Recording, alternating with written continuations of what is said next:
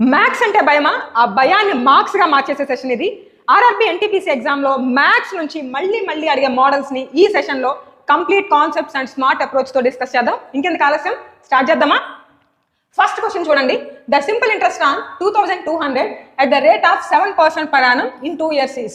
Question meaning అర్థమైంది కదా? వాళ్ళు అడిగేది ఏంటి అంటే సింపుల్ ఇంట్రెస్ట్. దీనికి మన దగ్గర PTR/100 అనే ఫార్ములా ఉంది. బట్ ఈ ఫార్ములా కంటే కూడా మనం కొంచెం స్మార్ట్ మెథడ్తో వెళ్దాము. అదేంటి అంటే ఒకసారి చూడండి, ఇక్కడ చూడండి, ఇక్కడ 1 yearకి 7% రేట్ ఆఫ్ ఇంట్రెస్ట్ ఉంది కదా, అదే 2 yearsకి అడిగారు కదా. 2 yearsకి ఎంత అయింది? 14% కదా. 14% ఆఫ్ ప్రిన్సిపల్ క్యాలిక్యులేట్ చేసుకుంటే మనకి సింపుల్ ఇంట్రెస్ట్ వచ్చేస్తుంది. సో 2200లో 14% మనం ఫైండ్ అవుట్ చేయాలి. ఫస్ట్ 1% అంటే ఏంటి? ఇక్కడ చూడండి, లాస్ట్ 2 zeros తీసేస్తాము. 22 is 1% కదా. సో అలా 14% అంటే ఎంత? 14 into 22నేగా. సో ఇక్కడ మీరు స్ప్లిట్ చేసుకోండి ఈ 14ని 10 + 4 అని. సో ఇక్కడ ఇప్పుడు మీరు 22 into 10 తీసుకుంటే 220 అండ్ 22 into 4 తీసుకుంటే 88. 220 + 88 gives you 308. సో ఇలా కాకపోయినా మీరు సింపుల్గా జస్ట్ బై అబ్జర్వేషన్ కూడా చెప్పొచ్చు. ఇక్కడ 22 మీరు అబ్జర్వ్ చేస్తే this can be written as 11 into 2. So కంప్లీట్గా మనకి ఇక్కడ 11 మల్టిపుల్ అయి ఉండాలి. సో 11 డివిజిబిలిటీ రూల్ చెక్ చేసుకున్నా కూడా ఇక్కడ మీరు ఆల్టర్నేట్ డిజిట్స్ యాడ్ చేసిన 11 వస్తుంది. సో ఏ విధంగా అయినా సరే ఆప్షన్ సి మన ఆన్సర్. ఈ విధంగా స్మార్ట్ అప్రోచ్ చాలా ఇంపార్టెంట్. నెక్స్ట్ క్వశ్చన్ చూద్దాం. The average weight of 5 students is 60 kg. After a new student joins the group, the average becomes 62 kg. What is the new weight of the new student? So ఇక్కడ meaning అర్థమైంది కదా. First క్లాస్లో 5 students ఉన్నారు, వాళ్ళ average wait 60 kg అని ఇచ్చారు.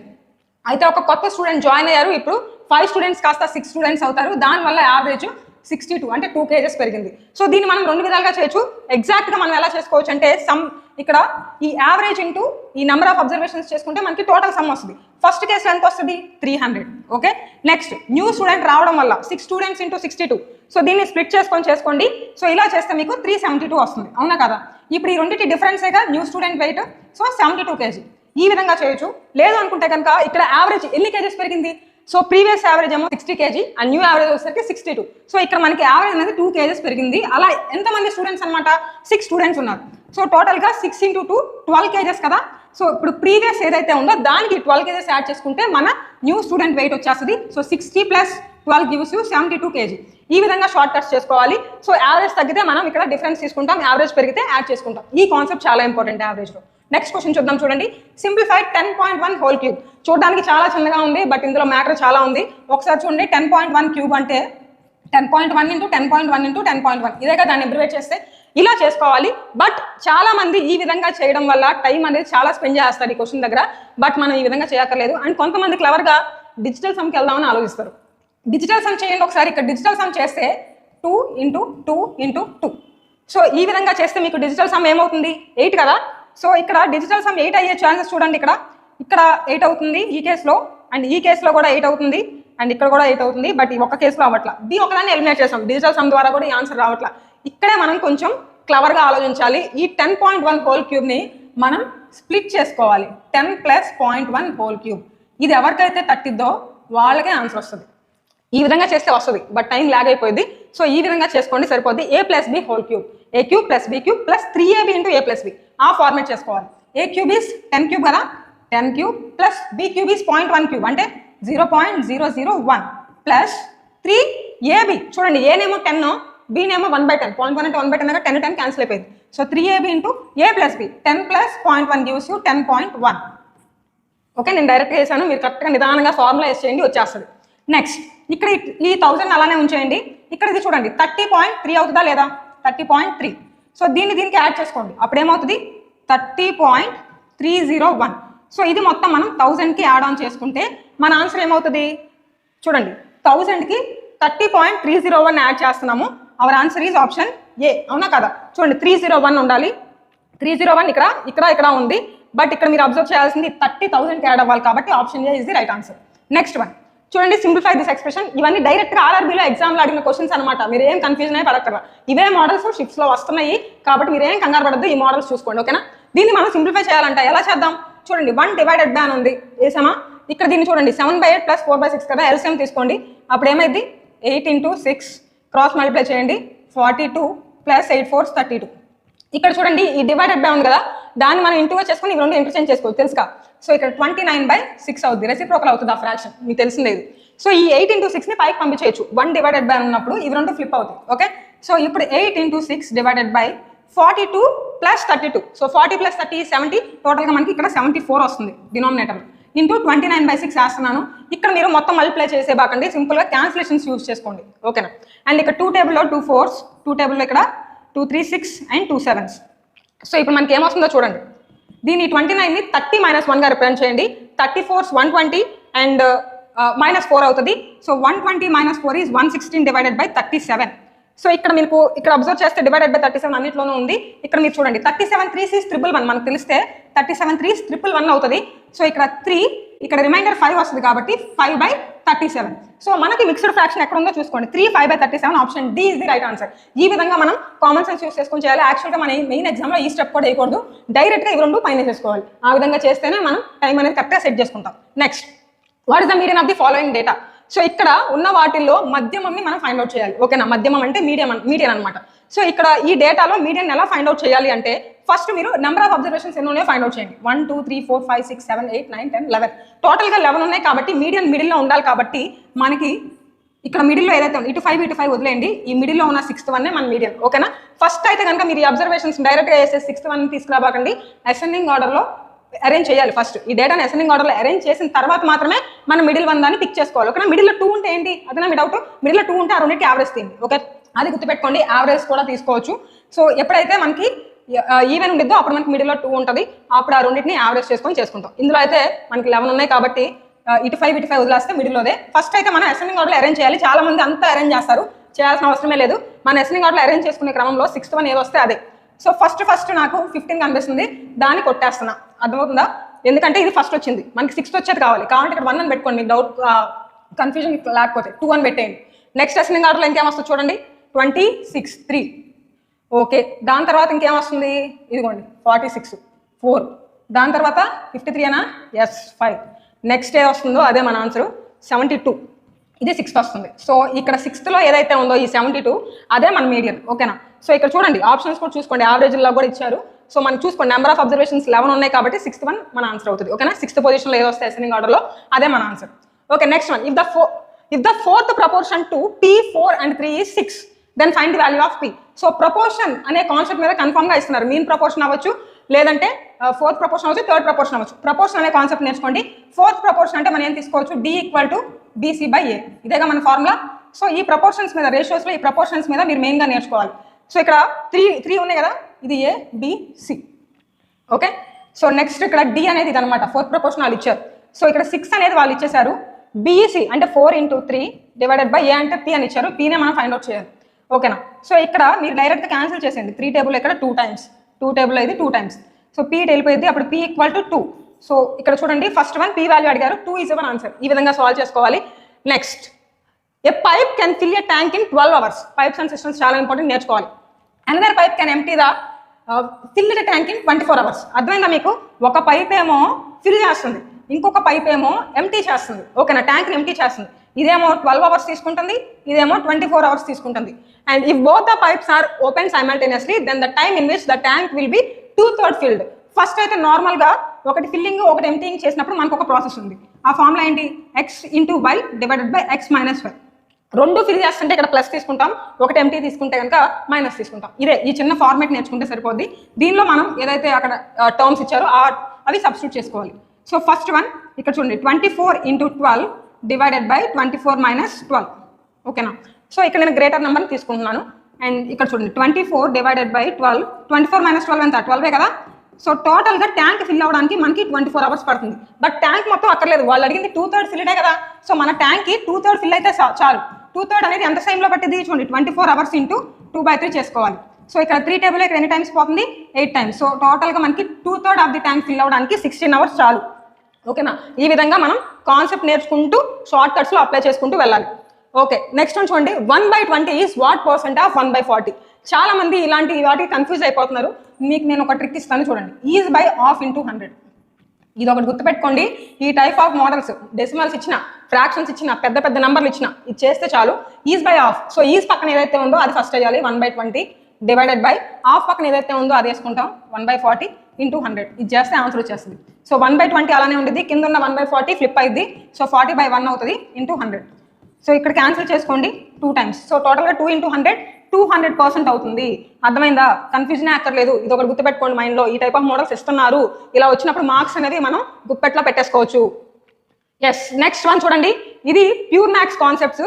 So మీరు అర్థం చేసుకోవాల్సింది ఏంటంటే ఆర్ఆర్బి ఎన్టీపీసీ ఎగ్జామ్స్లో అర్థమెటిక్ ఒక ఎత్తు అయితే ప్యూర్ మ్యాథ్స్ అనేది ఇంకో ఎత్తు అనమాట. ఇలాంటి ఎత్తులు తగ్గొట్టడానికే మన కేకే సార్ వచ్చేస్తున్నారు. ఫాలో అయిపోండి best tricks. Thank you. Hello guys, welcome to another session by focus 40 academy. So Lakshmi madam ఇప్పుడు అర్థమెటిక్ ఎలా ట్రిక్స్తో సాల్వ్ చేయాలో ఎక్స్ప్లెయిన్ చేశారు కదా. So pure maths questions, advanced maths questions కూడా ఎట్లా సాల్వ్ చేయాలనేది మనం డిస్కస్ చేద్దాం ఇప్పుడు. Let us go into the first question. 5 solid cubes, each of volume 592 centimeter cube are joined end to end to form a cuboid. అంటే ఏం చెప్తున్నారో ఒకసారి అర్థం చేసుకోండి క్వశ్చన్.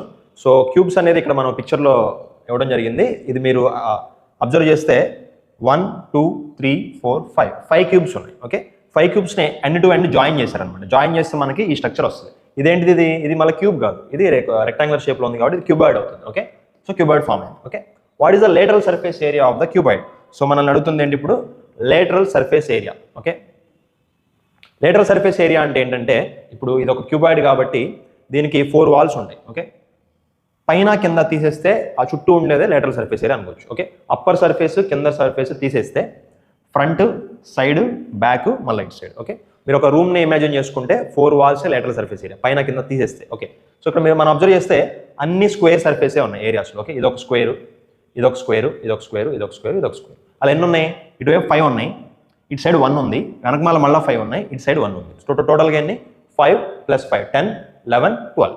టోటల్గా మనకి 12 సర్ఫేసెస్ ఉన్నాయి. సో లేటరల్ సర్ఫేస్ ఏరియా ఎంత అవుతుంది అంటే 12 ఇంటూ అండ్ ఒక్క సైడ్కి ఏరియా ఎంతో అన్ని టైమ్స్ అనమాట 12a². అంటే దీని సైడ్ ఒక క్యూబ్ సైడ్ ఏ అని అనుకుంటే దీని ఏరియా a² అయితే అలాంటి ఫేస్లో మనకి 12 ఉన్నాయి లేటరల్ సర్ఫేస్లో. ఓకే, సో మన ఆన్సర్ ఏంటంటే 12a² అవుతుంది.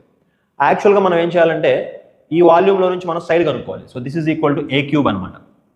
Okay, volume of a cube, A cube నుంచి మనం ఏ సాల్వ్ చేసి దాన్ని ఇందులో సబ్స్టిట్యూట్ చేస్తే ఆన్సర్ వస్తుంది. బట్ ఈ క్యాలిక్యులేషన్ మనం చేయాల్సిన అవసరం లేదు. ఈ 12a² నుంచి మనకు ఆన్సర్ వచ్చేస్తుంది. ఎలాగంటే we will apply divisibility rules.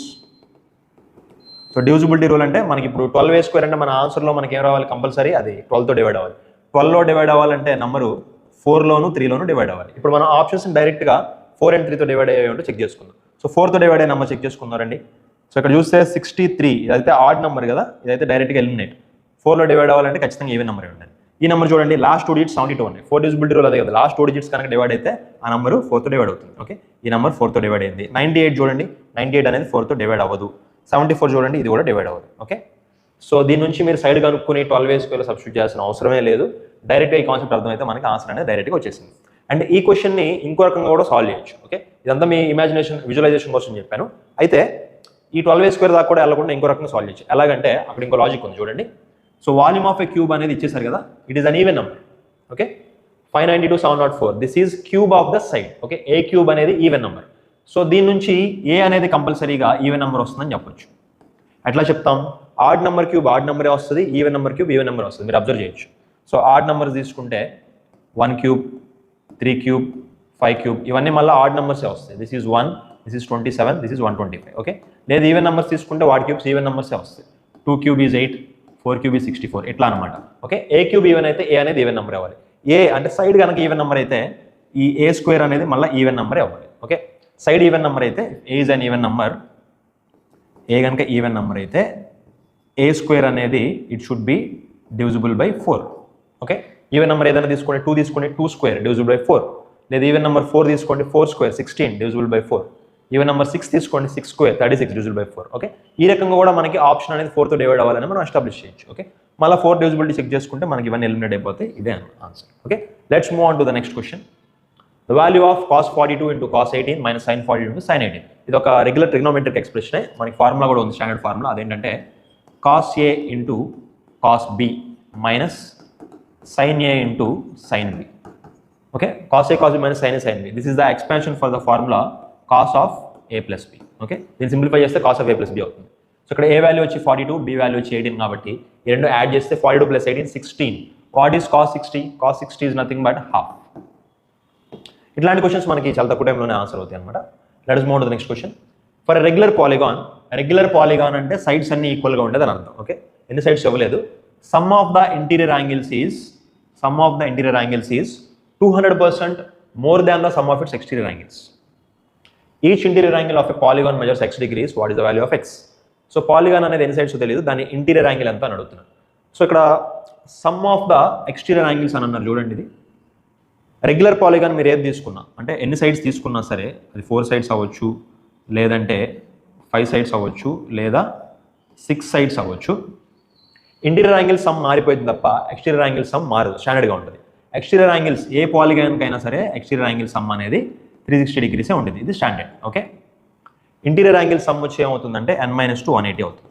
Interior angle sum n-2 180 and exterior angle sum వచ్చి 360. ఓకే, ఇది అందరికీ తెలిసింది కదా. ఇప్పుడు సమ్ ఆఫ్ ఇంటీరియర్ యాంగిల్స్ ఎంత ఇస్తున్నారు, is 200% more than some of exterior. 200% more అని అంటున్నారు. 200% అంటే డబుల్ కాదు, 200% మోర్, దీనికంటే 2 రెట్లు ఎక్కువ, అంటే మొత్తం 3 రెట్లు అని అర్థం. ఓకే, మామూలుగా సమ్ ఆఫ్ ఎక్స్టీరియర్ 360, డబల్ ఎక్కువ అంటే 3 times చేస్తే ఎంత అవుతుంది, 360 into 3, 360 into 3 is 1080. So this value is equal to 1080 degrees. Okay okay fine. ఇప్పుడు మనల్ని అడుగుతుంది ఏంటి, each interior angle is x degrees, find the value of x. Okay, some of interior angles 1080 అయితే ఈచ్ ఇంటీరియర్ యాంగిల్ ఎంత అవుతుంది. Okay, first అయితే మనం n value కనుక్కుందాం ఇందులో. So 0 gets cancelled and 18 goes 6 times, n is equal to 8. So number of sides వచ్చి 8 అనేది వచ్చేసింది కదా. మనకి ఈచ్ యాంగిల్ ఎంతో తెలియాలి. Some of all interior angles is 1080 and we have 8 angles. దాన్ని 8తో డివైడ్ చేస్తే మనకి ఈచ్ ఇంటీరియర్ యాంగిల్ అంతా తెలిసిపోయింది. Okay, 8 goes 1 time, 2 remainder 28, 3 times 24, 40, 5 times. Each angle is 135 degrees. So formula based question ఇది. ఈ ఫార్ములా తెలిస్తే మనం ఈ క్వశ్చన్ సాల్వ్ చేయొచ్చు. Next, area of a quadrilateral ABCD is 324. Quadrilateral area ఇచ్చారు. Length of the perpendicular from the vertices B and D to the diagonal AC are 12 and 15. Determine the length of diagonal AC. First అయితే మనం అసలు quadrilateral diagram గీసుకుందాం అర్థం అవడానికి. Okay, ఒక quadrilateral అనుకోండి. So ACBD diagonal AC అని అన్నారు. Okay, vertices B and D నుంచి పర్పెండిక్యులర్స్ డ్రాప్ చేశాను. పర్పెండిక్యులర్ అంటే 90 degrees అనమాట. AC అనే డయాగనల్ మీదకి B నుంచి D నుంచి పర్పెండిక్యులర్స్ డ్రాప్ చేశారు. Okay, length of diagonal AC, ఈ length of diagonal AC length ఎంత. ఏరియా ఆఫ్ క్వాడ్రిలేటరల్కి మనకి ఫార్ములా ఉంది, మళ్ళీ ఫార్ములానే. Okay, so area of quadrilateral formula వచ్చి ½ D into H1 plus H2. Okay, area of quadrilateral అంటే D అంటే diagonal height 1 plus height 2, ½ D into H1 plus H2. This is the area of the quadrilateral and ఇచ్చారు 324 ఇచ్చారు. ఇందులో మనం value substitute చేసుకుంటే చాలు, మనకి డయాగనల్ అంతా వచ్చేస్తుంది. సో ½ D, height 1 ఎంత ఇచ్చారు ఇక్కడ 12 cm and 15 cm. 12 plus 15 add చేస్తే 27. This is equal to 324. Okay, so మనం 9 టేబుల్ క్యాన్సిల్ చేద్దాం. ఇందులో 9 goes 3 times, 9 goes 3 times here and remainder is 5. 54లో మళ్ళీ 6 times పోయింది and 3 goes again 12 times. So ½ D is 12, then D is equal to half of the వెళ్తే multiply అవుతుంది 24. So length of this diagonal is 24. So మీకు formula అనేవి pure maths చాలా important, especially mensuration and జామెట్రీలో మీకు formulas గుర్తుంటే ఈజీగా some solve అయిపోతుంది. Next, LCM of 44, 86 and another number x is 7568. Which of the following can be the value of x? So ఇక్కడ మనకి బేసిక్గా 3 నెంబర్స్ ఉన్నాయి, 44, 86 and another number x.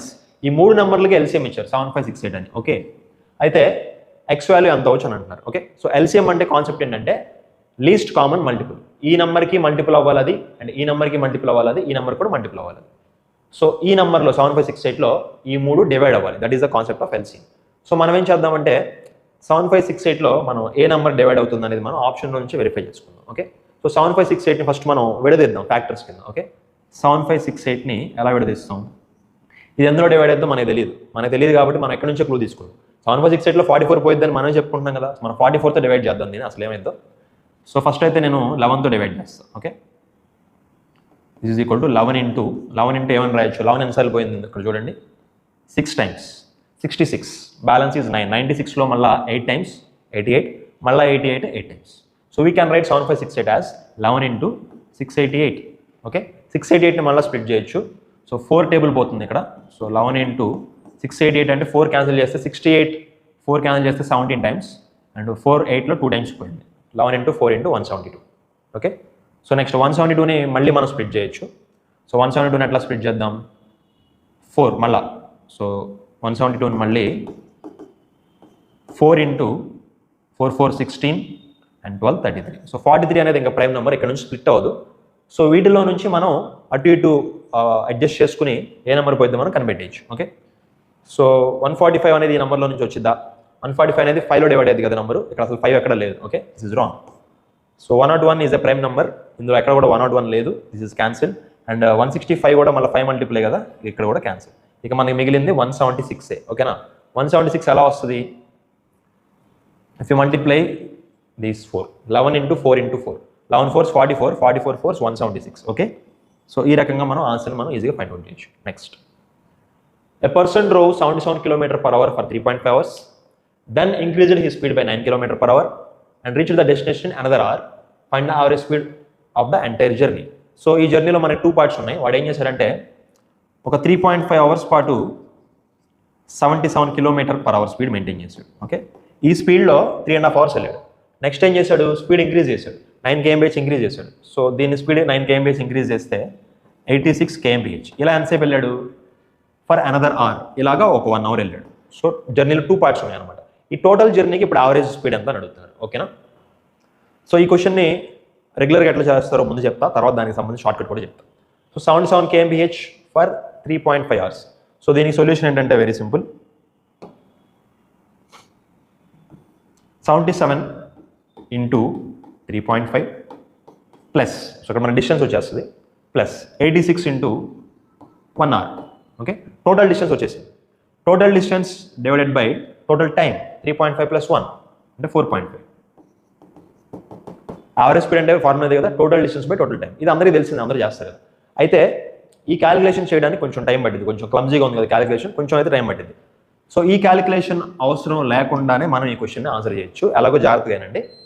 So చూడండి, ఇక్కడ ఈ జర్నీలో 2 ఈక్వల్ కాదు. 3.5 అవర్స్ ఇక్కడ, 1 అవర్ ఇక్కడ. 77 స్పీడ్తో వెళ్ళాడు 3.5 అవర్స్, 86 స్పీడ్తో వెళ్ళాడు 1 అవర్. మనకు వచ్చే యావరేజ్ స్పీడ్ అనేది ఈ 2 నెంబర్లకి మధ్యలోనే ఉండేది. మధ్యలో అంటే ఎగ్జాక్ట్లీ మిడిల్ కాదు. 77 కంటే ఎక్కువ, 86 కంటే తక్కువ. మనకి 2 నెంబర్లు ఉన్నాయి. యావరేజ్ అంటే ఆ రెండింటి మధ్యలోనే ఎక్కడో చోట వస్తుంది. ఓకేనా, సో ఫస్ట్ అయితే ఈ మధ్యలో లేని వాల్యూస్ ఎలిమినేట్ చేద్దాం. ఇప్పుడు చూడండి, 82, 77, 79, 75 అన్ని వాల్యూస్ ఈ మధ్యలోనే ఇచ్చారు ఎక్సెప్ట్ 1. ఓకే, ఎక్సెప్ట్ 1 ఏంటిది అది? సారీ, 75 అనేది ఎలిమినేటెడ్. 77కి ఇటు పక్కన ఉంది కదా, ఈ వాల్యూని ఎలిమినేట్ చేయొచ్చు. అండ్ ఇంకొకటి 77 కూడా యావరేజ్ అవ్వదు.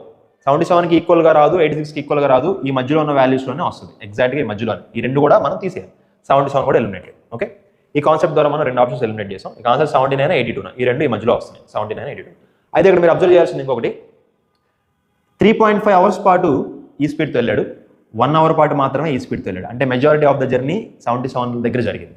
మన యావరేజ్ ఇటువైపు వెయిట్ ఎక్కువ ఉంటే అటువైపు మొగ్గిద్ది అనమాట. యావరేజ్ చాలా ఇంపార్టెంట్. ఈ జర్నీలో ఎక్కువ టైము ఈ స్పీడ్లో వెళ్తున్నాడు కాబట్టి యావరేజ్ అనేది మిడిల్లో రాదు,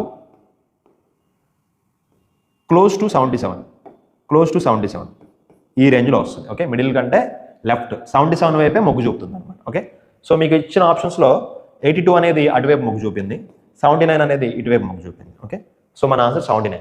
సో ఏ క్యాలిక్యులేషన్ ఏమీ ఫార్ములా లేకుండానే మనం ఈ కాన్సెప్ట్ ద్వారా మనం ఇది సాల్వ్ చేయగలిగాం. చాలా యూస్ఫుల్ కాన్సెప్ట్. సో ఇట్లాంటి క్వశ్చన్స్ మళ్ళీ వచ్చినప్పుడు ఈ కాన్సెప్ట్ ఎప్పుడు ఏదైతే నేను చెప్పానో దాన్ని యూజ్ చేసుకుని సాల్వ్ చేయడానికి ట్రై చేయండి. మీకు చాలా తెలుస్తుంది, మీకు అదంత పవర్ఫుల్ ట్రిక్ అనేది. All the best guys.